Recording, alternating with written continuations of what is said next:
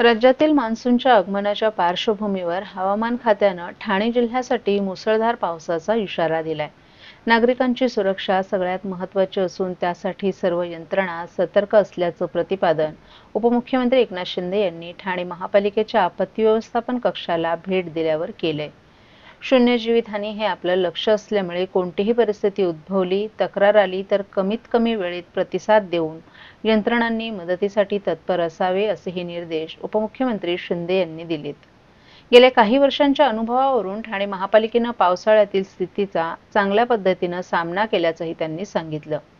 ठाणे महापालिकेचा आपत्ती व्यवस्थापन कक्ष 24 तास कार्यरत आहे। त्यासाठी वरिष्ठ अधिकाऱ्यांची 2 सत्रांमध्ये नियुक्ती करण्यात आली आहे। प्रभाग समिती स्तरावरही कार्यपद्धती तयार करण्यात आली आहे। तेथे मनुष्यबळ, वाहन, जेसीबीची उपलब्धता आहे। साचलेल्या पाण्याचा निचरा करण्यासाठी 38 ठिकाणी उच्च क्षमतेचे 66 पंप बसवण्यात आले आहेत। आतापर्यंत एकूण 135 मिलीमीटर पाऊस झाला, परंतु पाणीसाठ्याच्या तक्रारी आल्या नाहीत। जिथे थोडेफार होते तेही पंपाच्या मदतीनं काढण्यात आल्याचंही शिंदे यांनी सांगितलं।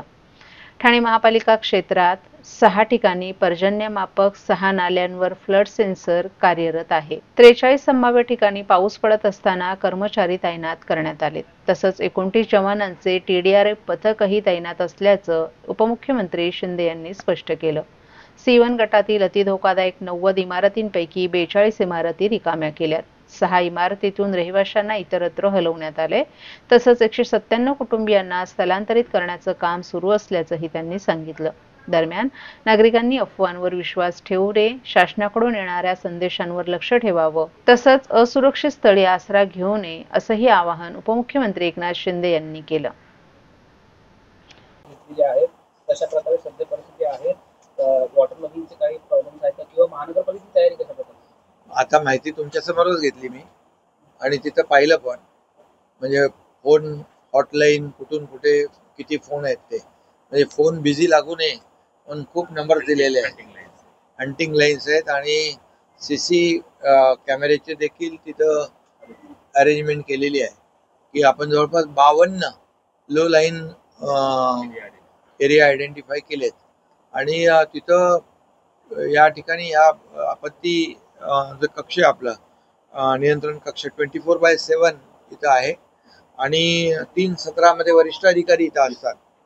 त्याचबरोबर प्रभाग समिती स्तरावर पण आपण सगळे JCB मशीन आणि एक अधिकारी ठेवलेले आहेत, म्हणजे इमर्जन्सी ताबडतोब तिथं त्यांना आपल्याला मदत करता येईल। त्याचबरोबर 38 ठिकाणी 66 पंप जे आहेत, जे लो लाईन एरिया तिथं पाणी साचतं, 66 पंप देखील त्या ठिकाणी लावलेत। विशेष म्हणजे नाल्यावर सेन्सर लावलेले 8 ठिकाणी, म्हणजे जसं पाणी वाढेल तसं त्याने इथं कंट्रोल रूम मध्ये अलर्ट मिळेल आणि तिथल्या लोकांनाही देखील ते अलर्ट करू शकतात की पाणी वाढतंय आणि त्याप्रमाणे त्यांना सुरक्षित स्थळी आपल्याला हलवता येईल।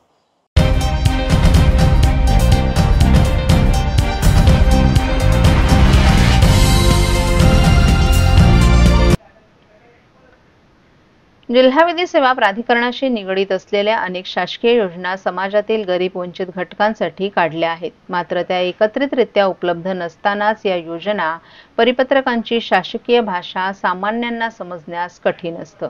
परंतु आता ठाणे जिल्हा विधी सेवा प्राधिकरणानं ही समस्या दूर करण्याचा प्रयत्न करत सामान्यांच्या सोप्या भाषेत ओळख व हक्क अधिकाऱ्याची या कायदेविषयकाची माहिती देणाऱ्या पुस्तकाची निर्मिती केली असून प्रमुख जिल्हा व सत्र न्यायाधीश श्रीनिवास अग्रवाल यांच्या हस्ते ते प्रकाशित करण्यात आले। ठाणे जिल्हा विधी सेवा प्राधिकरणाचे सचिव न्यायाधीश ईश्वर सूर्यवंशी यांनी लिहिलेल्या या पुस्तकाचा सर्वसामान्यांना चांगला लाभ होईल असा विश्वास यावेळी न्यायाधीशांकडून व्यक्त करण्यात आलाय। जिल्हा विधी सेवा प्राधिकरण ठाणे यांच्यामार्फत ओळख, हक्क व अधिकाराची एक माहिती पुस्तिका प्रकाशित करण्यात येत आहे। माहिती पुस्तिका प्रकाशित करण्याचा उद्देश हा आहे की जिल्हा विधी सेवा प्राधिकरणाशी निगडीत असलेले अनेक शासनाच्या योजना ज्या की गरीब आणि वंचित घटकासाठी आहेत, त्या योजना असतील किंवा जे काही शासन निर्णय आहेत ह्या एकत्रित स्वरूपात नाही आहेत आणि जरी समजा त्या अवेलेबल होत असतील तरी त्यातली शब्दरचना, शासन निर्णय नोटिफिकेशनमधले काही शब्दरचना ही थोडीशी अवघड असल्यामुळं सामान्य माणसाला त्याचा अर्थबोध होत नाही आणि त्या गोष्टी समजत नसल्यामुळं ज्याच्यासाठी योजना आहे, जे कोणी गरीब असतील, जे वंचित लोक आहेत, ज्यांच्यासाठी योजना केलेल्या आहेत त्या योजना त्यांच्यापर्यंत पोहोचत नाहीत. त्यामुळं गेल्या 3 वर्षामध्ये जिल्हा विधी सेवा प्राधिकरणाशी काम करत असताना ह्या गोष्टी प्रकर्षानं जाणवल्या आणि त्यामुळे ह्या माहिती पुस्तिकामार्फत सर्व योजना ज्या की विधी सेवा प्राधिकरणाशी आहेत त्या एकत्रित करणं आणि त्या सोप्या मराठी भाषेमध्ये ज्या की सामान्य माणसाला समजतील त्या भाषेमध्ये पुस्तक स्वरूपात जनतेसमोर आणण्याचा हा एक जिल्हा विधी सेवा प्राधिकरण ठाणेमार्फत प्रयत्न करण्यात आलेला आहे. आणि यामध्ये जिल्हा विधी सेवा प्राधिकरण ठाण्याचे अध्यक्ष प्रमुख जिल्हा वसतिगृह न्यायाधीश श्री अग्रवाल साहेब यांच्या मार्गदर्शनानुसार या पुस्तकाची रचना करण्यात आलेली आहे. याचा उपयोग हा सर्व स्तरातील सर्वांसाठीच होईल, तळागाळातल्या लोकांना याचा उपयोग होईल असे याचं उद्दिष्ट आहे.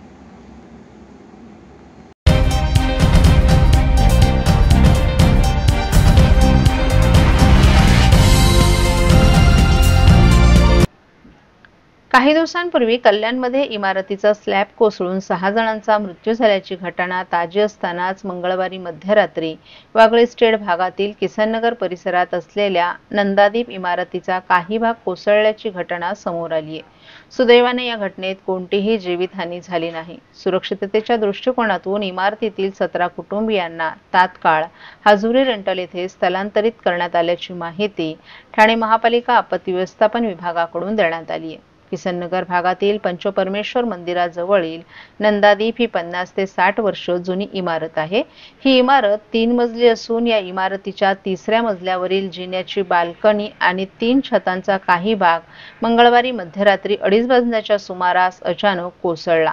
या घटनेची माहिती मिळताच घटनास्थळी ठाणे महापालिकेचे अधिकारी, आपत्ती व्यवस्थापन कक्षाचे अधिकारी, कर्मचारी, अग्निशमन दल, TDRFचे जवान, श्रीनगर पोलीस स्थानकाचे अधिकारी आणि महावितरणचे कर्मचाऱ्यांनी तातडीनं धाव घेतली.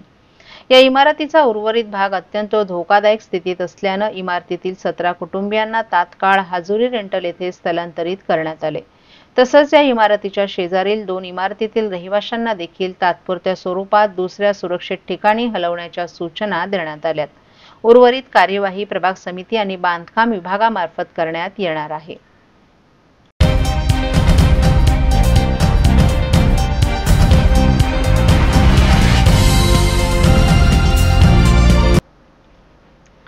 ठाणे शहर दैनिक पत्रकार संघाच्या वतीनं वाहतूक नियमांचं पालन करत सुमारे 90 पत्रकारांनी वाहनांवर HSRP नंबर प्लेट बसवून स्तुत्य उपक्रम राबवलाय. प्रादेशिक परिवहन कार्यालयाच्या नव्या अधिनियमांनुसार सर्व वाहनांवर HSRP लावणं अनिवार्य करण्यात आले. त्या अनुषंगानं पत्रकार संघानं पुढाकार घेत समाजापुढे एक अनुकरणीय उदाहरण ठेवले. देशातील सर्व वाहनं हाय सिक्युरिटी नंबर प्लेट बसवण्याचं अनिवार्य केलं आहे. त्यामुळे मार्च 2019 पूर्वीच्या सर्व वाहनांना नवीन नंबर प्लेट बसवण्यासाठी 30 जून अंतिम मुदत देण्यात आली आहे.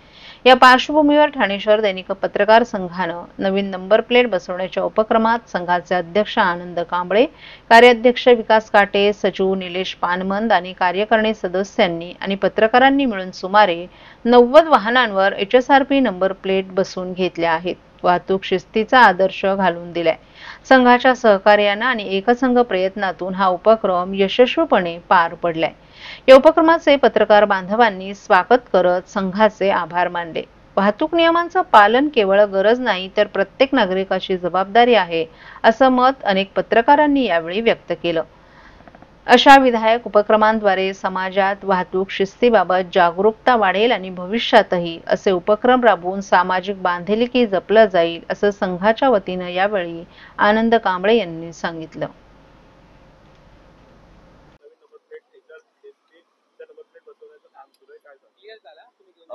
राज्य शासनाने नंबर हाय सिक्युरिटी नंबर प्लेट लावण्याची जी योजना आणली आहे, आमच्या सर्व सदस्यांना प्रत्येक ठिकाणी जायला मिळू नये.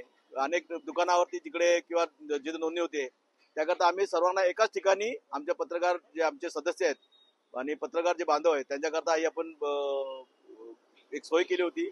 त्या सोयी त्याला एक 78 ते 80 सदस्यांनी प्रतिसाद दिला. त्यांच्या ज्या नंबर प्लेट होत्या त्या लावण्याचं काम चालू आहे. ह्या नंबर प्लेट 10-15 दिवसापूर्वी आम्ही रजिस्टर केलं होतं RTO मध्ये. त्याच्या आता आज नंबर प्लेट लावण्याचं चालू काम आहे. आणि चांगला प्रतिसाद मिळतोय. लोकांनी सुद्धा दंड होऊ नये, जर तुम्ही 30 जूनच्या आत ही नंबर प्लेट लावली नाही तर दंड भरावा लागणार होता. त्या तो दंड आमच्या सदस्यांना होऊ नये या एका उद्देशाने आम्ही एकाच ठिकाणी नंबर प्लेट लावण्याची व्यवस्था केली होती.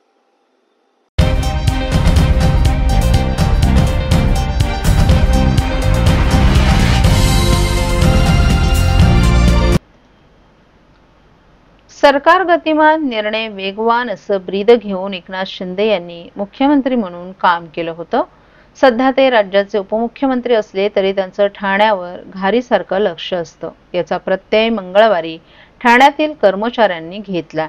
गेल्या 10 वर्षापासून पदोन्नतीसाठी रांगेत असलेल्या ठाणे महानगरपालिकेतील 46 लिपिकांना वरिष्ठ लिपिक म्हणून पदोन्नती मिळाली आहे. उपमुख्यमंत्री एकनाथ शिंदे, माजी महापौर अशोक वैती, ठाणे लोकसभेचे संपर्क प्रमुख मनोज शिंदे यांच्या प्रयत्नांनी ही पदोन्नती मिळाल्याची भावना कर्मचाऱ्यांनी व्यक्त केली आहे. ठाणे महापालिकेच्या आस्थापनेवरील लिपिक तथा टंकलेखक हे गेल्या 10 वर्षांपासून पदोन्नतीसाठी ताटकळत होते. ही बाब कर्मचाऱ्यांनी माजी महापौर अशोक वैती, ठाणे लोकसभेचे संपर्क प्रमुख मनोज शिंदे यांच्या निदर्शनास आणून दिली. उपमुख्यमंत्री एकनाथ शिंदे यांनी त्याचं गांभीर्य ओळखून ठाणे महापालिका आयुक्त सौरभराव यांना तातडीनं कार्यवाहीचे आदेश दिले. त्यामुळे आता 46 लिपिक हे वरिष्ठ लिपिक झाले आहेत. ठाणे महापालिकेत पूर्वी शिपाई म्हणून रुजू झाले होते. 14 वर्षांनी ते लिपिक झाले, परंतु 10 वर्ष त्यांना पदोन्नती नव्हती. परंतु आता लिपिकही वरिष्ठ लिपिक झालेत. त्याचा आनंद वेगळाच असल्याची प्रतिक्रिया लिपिक सीमा पडणे यांनी व्यक्त केली आहे.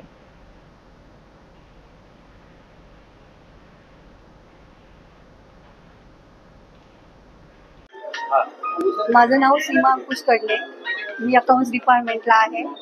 आता आम्हाला वरिष्ठ लिपिकाचं पद मिळालं.